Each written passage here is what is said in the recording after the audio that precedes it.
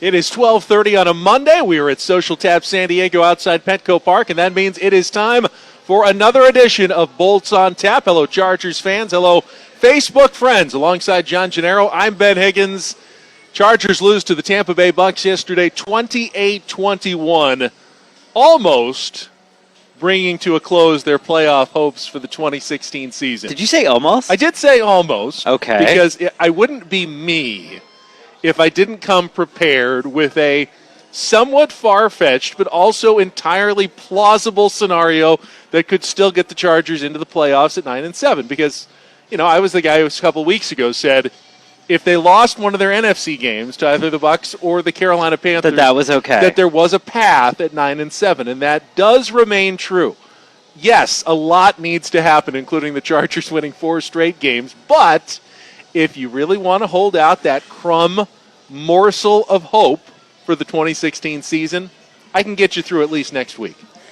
I don't, but I want to listen anyway. You want to? Okay. I want to hear how crazy you are, but it's not crazy. But I am 100% in for the tank. Like, I actually had this thought this morning that if I could go back in time to yesterday pregame and give them any sort of instruction, it would be just lose and keep losing. And so I should be thankful for their terrible performance once again in the fourth quarter where they gave the game away for the 5th time this year. All right, before we talk about yesterday's game, we're also going to get on to the future a little bit because I acknowledge talking about the past and the present isn't the most productive thing you can do about the Chargers right now. So we'll talk a little bit about the future, including what can they do over these last 4 games? What questions do the Chargers need to answer about their roster, about their coaching staff heading into next offseason?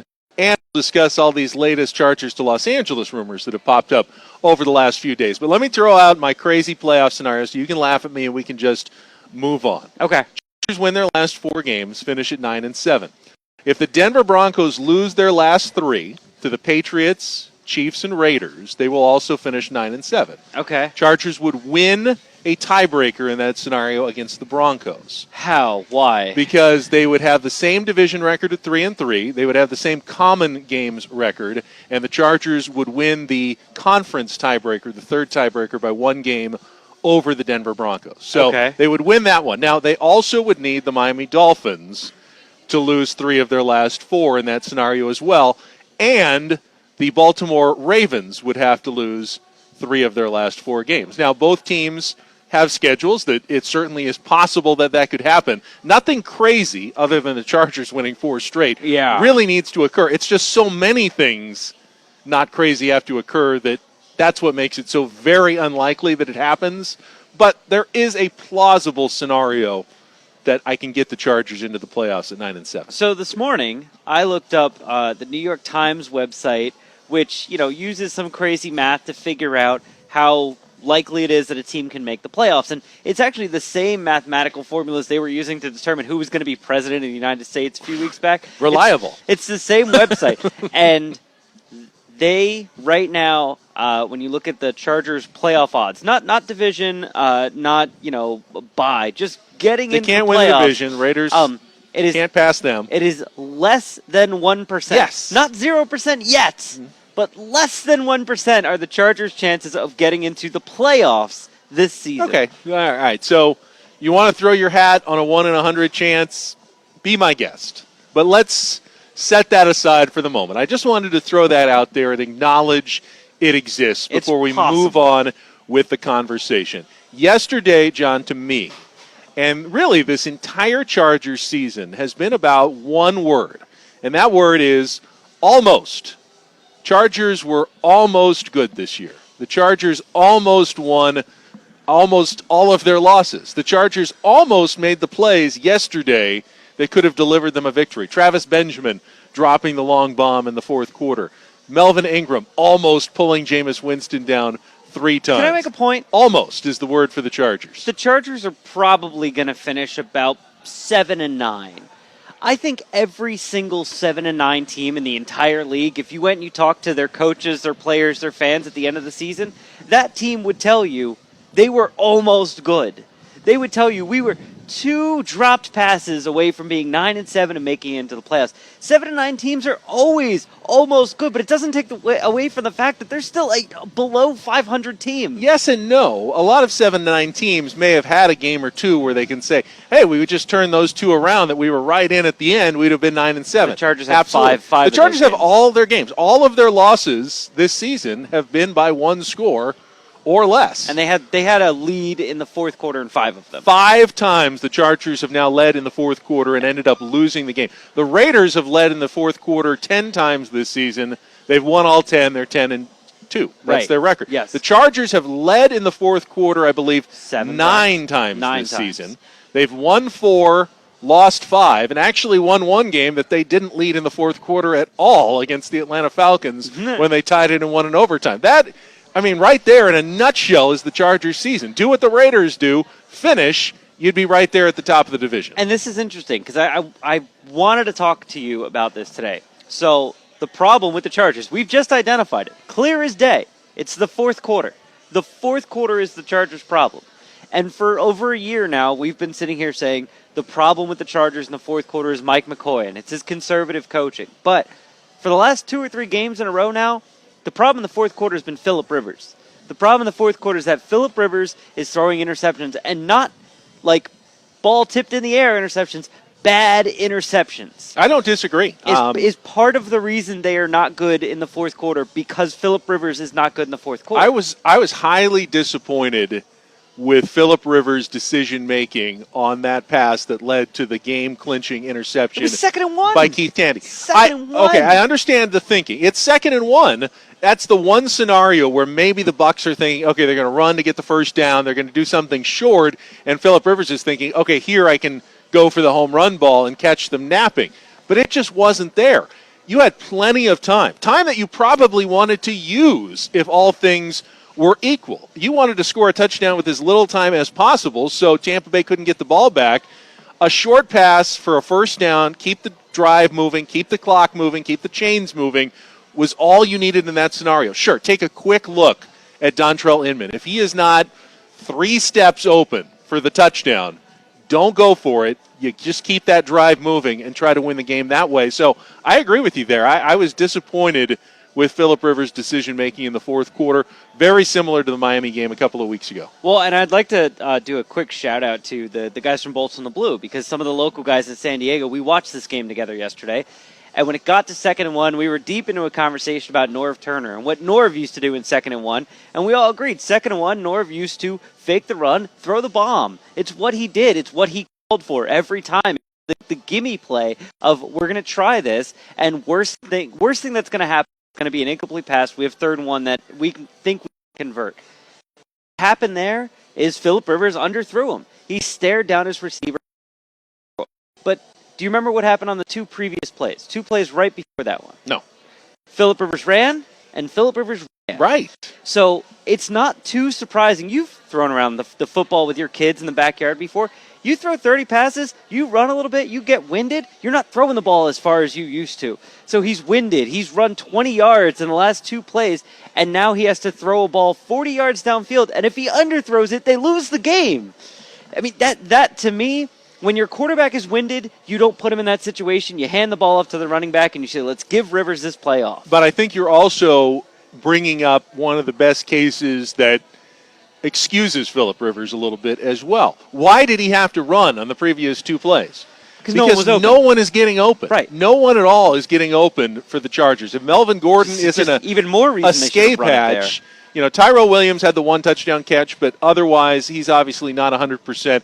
He's not getting open. Dontrell Inman had a couple of nice plays, but by the end of the game, he wasn't getting open either.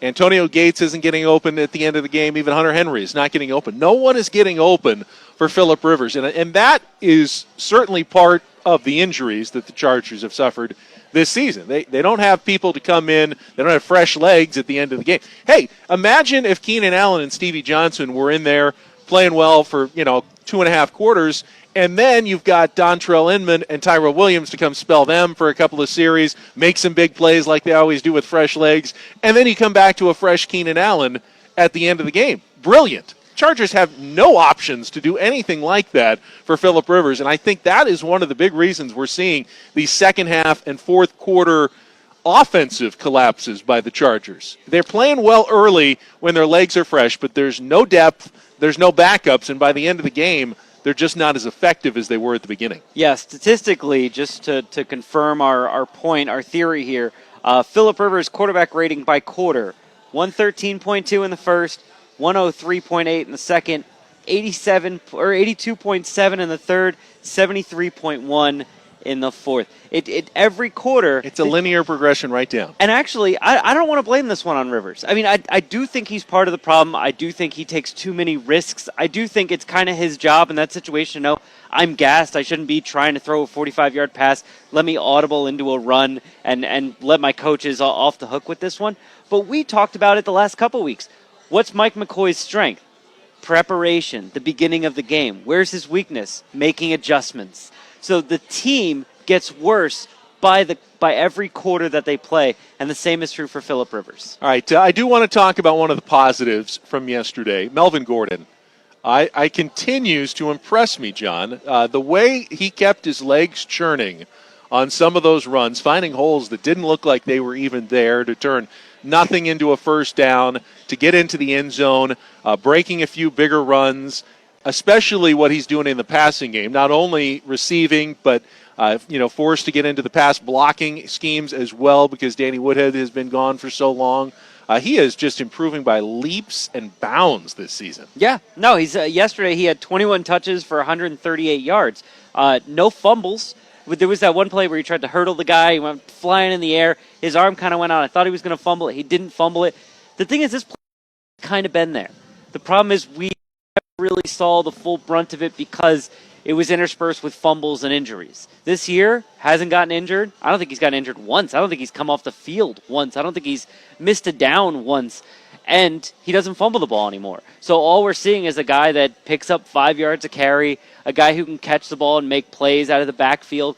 And it just makes it even stranger that on a 2nd and 1, when the receivers weren't getting open and Phillip Rivers was gassed, why didn't they hand it off to Melvin Gordon? John, I want to start talking about the future, though. As I said. Yeah, tank. It's tank. It's likely that the Chargers aren't going to make the playoffs this year. So the questions that still need to be addressed, and one of the big ones I'm seeing on our Facebook comments here running alongside the show is about the future of Phillip Rivers with the San Diego Chargers. There is a growing sentiment, and I wouldn't call it a majority yet by any stretch of the imagination, but there's fans out there who think that it's time for the Chargers to move on from Phillip Rivers, to see if they could possibly get something for him in the offseason.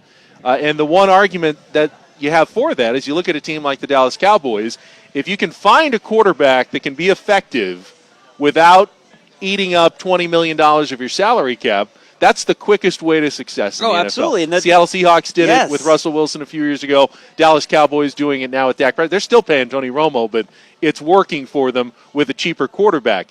Here's the problem, though.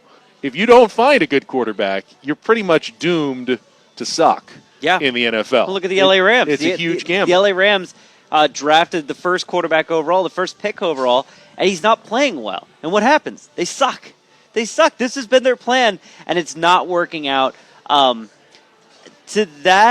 response to should the Chargers trade Phillip Rivers and get what they can for him, my answer would essentially be, what can they get for him? I mean, if someone's going to give you, 4 first-round picks, yeah, you do it. But, I want to sell my car. I want to sell my car for $30,000. But if everyone tells me my car's worth $15,000, I'm probably not going to sell my car. So I think at the end, the market determines what they do here. And I think the market's going to tell them that not as many people are interested in signing Phillip Rivers or trading for Phillip Rivers or giving up their entire future for Phillip Rivers like the Chargers and some of their fans think. Right. I mean, he doesn't have a lot of time left. He's expensive. People don't make Herschel Walker deals anymore. And they've seen the Chargers over the last few years. They know that Phillip Rivers can't lift their team by himself to a victory. And the Chargers have had some talent. He's not Peyton Manning. He's not Tom Brady. So that's a really good point. All right, 12:45 here is lunchtime at Social Tap San Diego. If you haven't been down yet, Can't recommend Social Tap highly enough. No, it's a great place. Food is fantastic. Monday night is a great night to visit. It's right here on J Street outside Petco Park. They do the burger and beer $10 special all day on Monday for Monday Night Football. Plus, the new location where the Mighty 1090, we're going to be having the radio holiday party. We will be later there this month at Art Street near Yeah. San Diego State off El Cajon Boulevard. That is now open as well. So 2 options for Social Tap. And thank you again for hosting us all season long here on Bolts on Tap. Got a few more weeks to go, but I will be sad when the season is over and we don't get to come here every Monday. I may just come. I was going to say, let's just come anyway just may on come Monday. for lunch Even if there's no every cameras, Monday. we'll just come for lunch on Monday. Since we're here. All right, last half of Bolts on Tap. We're going to focus on the question I threw out on Twitter earlier this morning and look at some of those Chargers to LA rumors. But the question is, what questions do the Chargers need to answer in these last 4 games? Assuming they're not going all out for a playoff berth that isn't there, they need to find out about some of these guys on their roster, John. They need to find out about their head coach and their coaching staff so Tom Telesco and John Spanos can make some decisions in the offseason. And Lights83 tweeted in, first good point, need to start seeing what they have in their 3rd-round draft pick, Max Turk. Good chance Fluker and Franklin, he says, get released this offseason. Do you think the Chargers would be so bold as to get rid of both of their guards in the offseason? A high draft pick in Fluker and a big money free agent in Franklin, who would be heading into his 3rd season. You're looking to see if he's cuttable based on his salary. I'm looking to see. Usually by the 3rd year they are. So he is. So the team would owe him $7,600. So that would be the cap. If they cut him, it would be $4,800. So they would be saving about $2 million for cutting Orlando Franklin. But then, you $4,800,000, so $4.8 million. Yeah. No. Right? Sorry. So about $2 million is what they would save. Okay. So $4.8 million is what the dead cap weight would be. So you would essentially need to find someone as good or better than Orlando Franklin for that $2-ish million. And if you could do that, then absolutely you do that. But that's almost an impossibility. I mean, there's a reason Orlando Franklin makes $7.5 million a year. It's because he's worth it. So the idea that you're going to go find someone better for $2 million is kind of, it's not going to happen. Fluker, because he's still on his rookie contract, he's easier to cut. But because of the ego and it makes the front office look bad. If I remember correctly, he was Tom Telesco's first draft pick. Very first pick, yeah. Ever. Yeah. You don't really want to cut your first draft pick ever because that is announcing to the world that I screwed up with the first decision I ever made. It's bad PR. So I think Orlando Franklin is back. I think DJ Fluker is back. I think if they can find an offensive guard they really like in the 1st or 2nd round in next year's draft, they bring him in and they say, we're going to let him battle it out, and maybe Fluker becomes a backup. Sports Brain wants to know, in these last 4 games, if the Chargers have the ability to close, because they haven't shown that they can do that all season long. And to me, this question is tied in with the future of Mike McCoy. I have come to the belief that Mike McCoy will return next season as the coach of the Chargers. Yeah. Do you agree with No. that? You don't agree with that? Well, do I agree that the Chargers are stupid enough to do that? Yes. Okay. I can't. I'm not saying should. I'm just can't- saying I think he'll be back. I do think these last 4 games could determine, though, in what way he is brought understand back. how dumb that is? Not you. I'm not calling you dumb.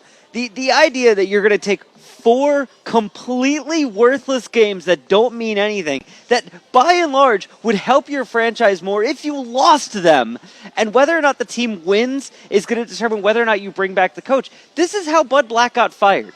His teams always won when the games didn't matter anymore. Not to turn this into a Padres on tap. But we can see where he used to manage just right out there because of the great view at Social Right, Tap. but what I'm saying is you don't hire, rehire, and extend coaches based on whether or not they could win meaningless I get games. what you're saying. The decision should already be made now. The decision should have this been made season 3 is months written in ago. stone. Yes. The decision one way or another should already be made. I think it is. I think he'll be back. I do think what still has yet to be I determined think he'll be back because they don't want to pay him the money to go away. is what form he comes back in. He has 1 more year on his He's going to contract. be a lame duck head coach. Is he going to come back as a lame duck? Is he going to get a 1-year extension like he did last year? Or is he going to get, a possible multi-year extension, the full force and credit of the San Diego Chargers behind him? If they finished 9-7, even if they missed the playoffs, wouldn't shock me if he got the full extension. Really wouldn't. I think no matter what happens the next few games, I think he comes back as a lame duck head coach. And I think the number one reason that he's back as the head coach of the San Diego Chargers next year is they do not want to pay him money to go away. I think it's just a cheapskate move and maybe a little bit of fear of change, but that's it. There's no, they're bringing him back because they like him. They're bringing him back because the players respect him. They're bringing him back because they see something positive in him. There's no reason to bring Mike McCoy back unless you're trying to save money.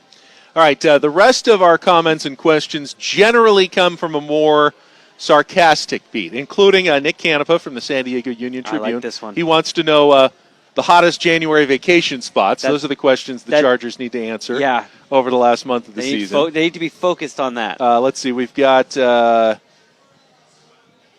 I've got a couple of more here that are... Oh, yeah, Tom, TOM says, what's the average price of a new house in L.A.? That's a question. Very important that needs to be answered. And I want to spend these last few minutes talking about everything that's happened since Thursday in the Chargers to L.A. rumor mill. It was touched off Thursday afternoon when Jim Trotter of ESPN tweeted out that he would be shocked if the Chargers are not in Los Angeles next year, if they don't exercise their option, move up there. Everything he's hearing from NFL sources are that the Chargers are ready to pull the trigger on their L.A. option and move up to L.A. and then join the Rams in Inglewood when that stadium opens in a couple of years. Yep. Obviously, Chargers fans were worried by that, as they should be. I believe Jim Trotter. You believe Jim Trotter. There's no reason not to believe Jim Trotter. Right. He lives in San Diego, even though he's an ESPN reporter. Used to cover the Chargers as both a beat writer and a columnist. Having the fact that he works for ESPN as an NFL insider, reporter, columnist, and lives in San Diego, having the NFL in the town he resides in is vitally important to him. He's rooting for them to stay. Can I throw out something, though? Yeah. I don't think Jim Trotter is simply getting his information from Mark Fabiani like some of the other reporters. No. I think he's getting it from high-level NFL sources from around the league. Right, that's why I believe him. But let me throw a contrary theory out there. Okay. I also believe that NFL people expect Dean Spanos to move to Los Angeles because that's what they would all do. That's what normal NFL in that owners situation. would do? Yes, that's what all the other NFL owners look at. Dean, your value franchise is going to go way up. You're going to be in a cool new stadium in a big city in Los Angeles. San Diego hasn't helped you at all in a decade and a half. Why are you even thinking about staying in San Diego? You know, I would be already up there. So they are expecting Dean to do that. But we've seen over and over again that Dean doesn't really want to go. And this is something I continue to stress in the face of fans who say Dean is trying to bolt to L.A. at his earliest possible time. No, that was years ago. He could have gone a long time ago. That was years ago. He does want to stay, and he's still looking for a reason to stay. And that has been followed up the last couple of days with some tweets on the other side. Mike Florio of Pro Football Talk speculating that he thinks the Chargers are trying to squeeze money out of Stan Kroenke and the Rams. It's the theory he stole from me. To help build a stadium. Good. Let's get it out there. I'm saying. I said that months ago. Squeeze stadium money out of the Rams to build here in San Diego. The thing is, I don't believe that anymore. And then Ian Rappaport tweeting yesterday that there's a big tete-a-tete, meeting in the works between the Chargers and business leaders and the mayor and political leaders this week ahead of the owners' meetings next week to try to maybe build some momentum in San Diego to possibly keep the team here. So it hasn't all been doom and gloom. There's been some positives on the Chargers stadium front in addition to the dire warnings from Jim Trotter that started this all on Thursday. It's all doom and gloom. It's all doom and gloom. Tank and get the hell out. I'm just saying, it's look, and I said this earlier this week and I'll say it again. The only reason Dean Spanos had for saying, I'm not going to talk to anyone about the stadium situation until after the season is because he doesn't feel like putting forth the effort here because he knows that he's going to go to Los Angeles. For years, the Chargers have been saying, we don't have enough time. We don't have enough time. We don't have enough time. We have to rush. Rushed EIR. Rushed vote. We have to rush all this. That was because the Rams were trying to horn in on their LA territory. That rush is over now. It's gone. They're gone. Even after the Rams moved in, we have to rush because we only have this small window, and if we miss the small window, the Raiders are going to move in. And it's not a sure thing that the Raiders aren't going to move to L.A., so they still have this small window. If you still have a small window of time, how do you possibly go to the public and go, we're going to take a couple months off. We'll come back and talk about this later. To me, they're done. They're gone. I hope I'm wrong. I hope you're wrong, too. As I said earlier on the 10 News Midday edition, it's been a season of almost. The Chargers almost won half of their games. They almost made the plays. Maybe they'll almost move to Los Angeles. You know what? They didn't almost win the vote, though. And I think that was the. I think That's was the big non-almost. I think that was the straw that broke the camel's back. Okay, one thing that I would be immensely disappointed, though, if the Chargers do move to Los Angeles, I want them to keep Mike McCoy. As the head coach. Forever. A 20-year extension. I want to see Mike McCoy have to deal with 5 times the number of media members up there and see how he handles it. Remember when he walked out of the press conference last year? He would walk out of a press conference every single week. It would be in tears. It would be weekly comedy to see him. That'd be fantastic. With the Bill Plaschkes of the world and the Fred Rogans up there in Los Angeles. Maybe we could do Bolts on Tap in L.A. from right outside his press conference. I'm not saying that. I think the San Diego media does a good job covering the Chargers. I think we ask the questions that need to be asked. I don't know how to force Mike McCoy to answer them in a more pleasing, different way than he chooses to do, and I don't think they'll be able to do that in Los Angeles either. It's just going to be a lot louder, the complaining from everyone up there because there's so many more people who would be doing it. Well, look, in San Diego, he faces a lot of respectable journalists, and in L.A., he would face some sharks with blood in the water. And they would just come after him.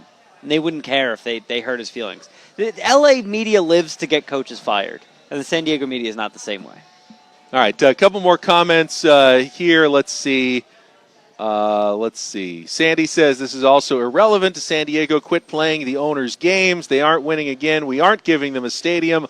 Leave already. Anthony says the Chargers will stay only if taxpayer money is included. If that doesn't happen, they'll either be sold or leave. I still don't think there's any chance the Chargers are going to sell their team. No, that'd be great if they did. But there's zero chance. There's no billionaire that's going to swoop in and convince Dean Smith, hey, we'll pay $4 billion. Just give us the San Diego Chargers. And then also we'll pay $1.5 billion to build a stadium just to make this small community of people happy. All right, last couple of minutes here. Looking ahead, next week, Chargers head to Carolina to take on the Panthers. I think when the schedule came out in April, that was like a circle game. That's defending NFC champions. The Super Bowl last season. MVP Cam Newton against Phillip Rivers. 2 teams probably battling, in the playoff hunt in December. Wow, have things changed a lot because the Panthers are 4-8 and just looked like a train wreck yesterday. The Chargers haven't come close to losing a game as badly as the Panthers lost last night to the Seattle Seahawks. It was just a dumpster fire. I can't tell you how little this game will mean this week. It literally means next to nothing. I know you said Chargers playoff hopes are still there, so I can't say it means nothing, but it means next to nothing because the Panthers have no playoff hopes. They are in tank mode. They should be in tank mode. For the Chargers, it's probably going to mean nothing. And the Panthers, contrary to what they were last year, are just an ugly team to watch. Their offense is ugly. Their defense is ugly. The coaching, I thought Ron Rivera was a great coach last year. It's ugly. He makes bad decisions now. So, benching his MVP quarterback at the start of the game and resulting in a tie? Yeah. Yeah, and he was a very sharp-dressed man. I don't know if you saw the video of him getting off the bus, but he looked fine. Like a black three-piece ensemble. With a turtleneck and a hat. He looked fine. I think that's Ron Rivera trying to grab control of a bad season. Can you imagine if Mike McCoy decided all of a sudden that a bolo tie doesn't count as a real tie and Phillip Rivers is all of a sudden benched for violating team rules? I wish he would. The same way I look back at when Dean Spanos was forced to choose between A.J. Smith and Marty Schottenheimer, and I think about all the ways in which that has trickled down to the Chargers over the last 12 years or so. I wish that Mike McCoy would force Dean Spanos to pick between him and Phillip Rivers, because I feel like I know which way that would go. The one thing I think we can count on, even though, like you said, probably a meaningless game next week, probably a meaningless Final Four games for the Chargers the rest of the season, every single week, we can count on the Chargers for some sort of in-game drama. Oh, yeah. That's going to make it interesting and give us something to talk about next Monday. Oh, yeah. It's guaranteed. Every game they've played, other than the Jacksonville game, has come down to fourth-quarter plays, usually mistakes by the Chargers. It's been, and I said this last week, I believe, a highly entertaining if completely disappointing and nauseating season for the Chargers. Yeah, the Chargers could be playing the Browns for each of their last 4 games, and I feel completely convinced that every single Monday we would have at least 30 great minutes to talk about it on Bolts on Tap. All right. Want to thank everyone for spending some time with us on this Monday. We will be back next week at 12:30. Again, come on down to Social Tap either then or sometime between now and then. Enjoy the great food. Enjoy the great atmosphere here. For John Gennaro, I'm Ben Higgins. This has been Bolts on Tap from 10 News. Have a great rest of your Monday.